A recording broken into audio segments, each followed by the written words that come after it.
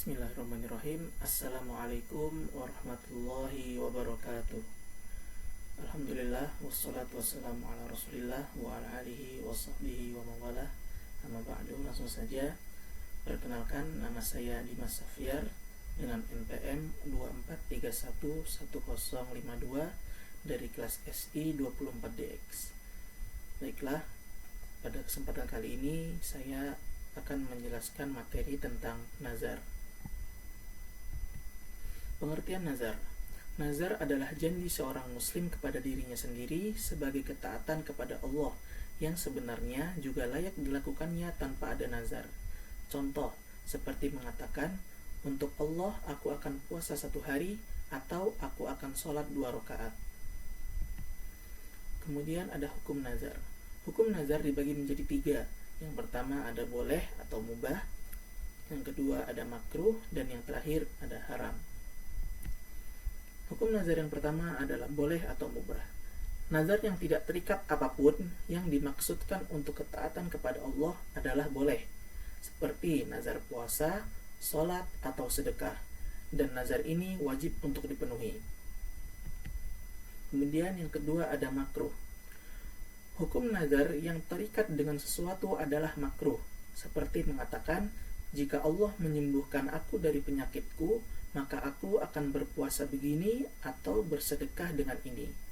Hal ini berdasarkan riwayat Ibnu Umar, Rasulullah SAW melarang nazar dan beliau bersabda, sesungguhnya nazar itu tidak menolak sesuatu, tetapi ia atau nazar hanya mengeluarkan sesuatu dari harta orang yang kikir.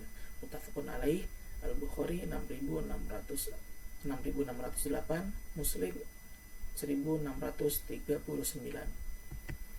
Kemudian ada hukum nazar haram.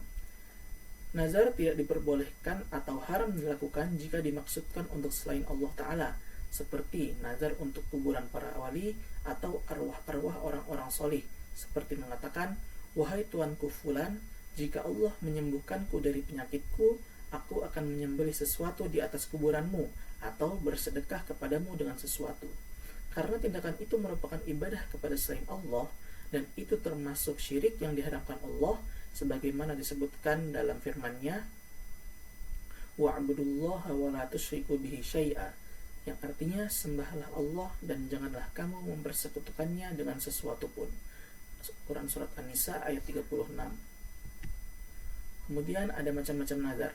Yang pertama ada nazar bebas atau mutlak atau tidak terikat, yaitu nazar yang diucapkan dalam bentuk berita, seperti ucapan seorang muslim, untuk Allah aku akan puasa 3 hari atau memberikan makanan kepada 10 orang miskin. Misalnya, yang ia maksudkan dengan hal itu adalah untuk mendekatkan diri kepada Allah Ta'ala. Hukum nazar ini wajib untuk dipenuhi berdasarkan firman Allah Ta'ala, wa'aufu bi'ahdillahi idza 'ahadtum, yang artinya, dan tepatilah perjanjian dengan Allah apabila kamu berjanji. Quran surat An-Nahl ayat 91. Kemudian yang selanjutnya ada nazar bebas yang tidak tertentu, seperti ucapan seorang muslim, untuk Allah aku akan bernazar, tetapi ia tidak menyebutkan bentuk nazarnya. Hukum nazar ini adalah bahwa dalam menyempurnakannya ia wajib membayar kafarat sebagaimana kafarat sumpah. Hal ini berdasarkan sabda Rasulullah SAW yang artinya kafarat nazar jika tidak disebutkannya adalah seperti kafarat sumpah. Hadis riwayat Muslim At-Tirmizi 1528. Pendapat lain menyebutkan bahwa dalam hal ini orang tersebut dianggap memenuhi nazarnya dengan apa yang disebut nazar seperti sholat 2 rakaat atau puasa 1 hari.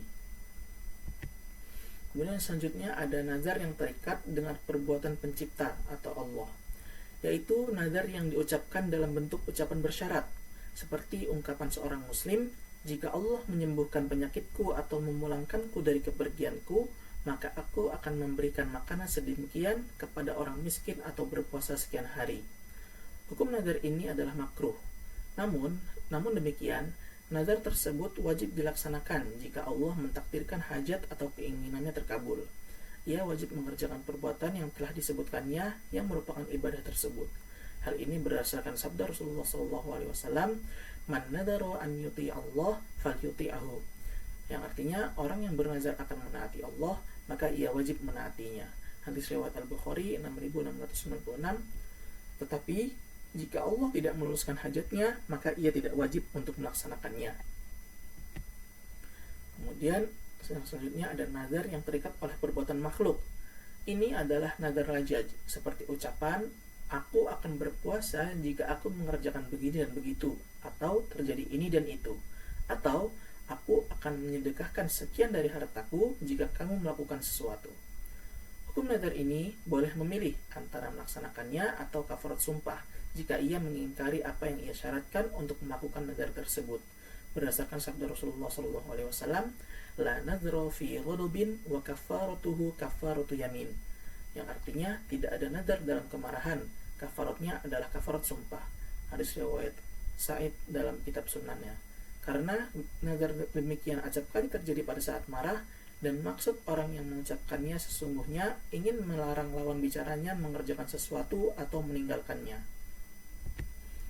Kemudian yang selanjutnya ada nazar maksiat, yaitu nazar untuk mengerjakan perbuatan yang dilarang atau haram, atau meninggalkan kewajiban seperti bernazar akan memukul seorang mukmin atau meninggalkan sholat misalnya. Hukum nazar ini tidak boleh dilaksanakan berdasarkan sabda Rasulullah SAW, orang yang bernazar akan menaati Allah, maka hendaklah ia menaatinya.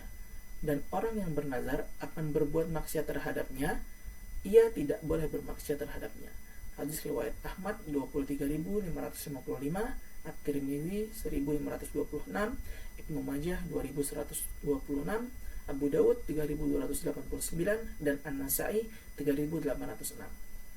Sebagian ulama berpendapat bahwa orang yang bernazar akan melakukan perbuatan maksiat harus membayar kafarat sumpah. Berdasarkan sabda Rasulullah SAW, tidak ada nazar dalam maksiat dan kafaratnya adalah kafarat sumpah. Kemudian macam-macam nazar yang selanjutnya adalah nazar terhadap sesuatu yang bukan miliknya atau yang tidak mampu dilakukannya, seperti nazar untuk memerdekakan budaknya si fulan atau bersedekah dengan segunung emas umpamanya. Hukumnya bahwa pada nazar seperti ini adalah kafarah berdasarkan hadis la nadhra fi ma la yamlik, tidak ada nazar dalam hal yang tidak dimiliki. Kemudian macam-macam nazar yang terakhir adalah nazar mengharamkan apa-apa yang dihalalkan Allah Subhanahu wa taala, seperti bernazar mengharamkan makanan atau minuman yang halal. Hukumnya bahwa nazar ini tidak mengharamkan apa-apa dari yang dihalalkan Allah kecuali istri. Maka orang yang mengharamkan istrinya, ia wajib membayar kafarat zihar, sedangkan selain istri, kafaratnya adalah kafarat sumpah.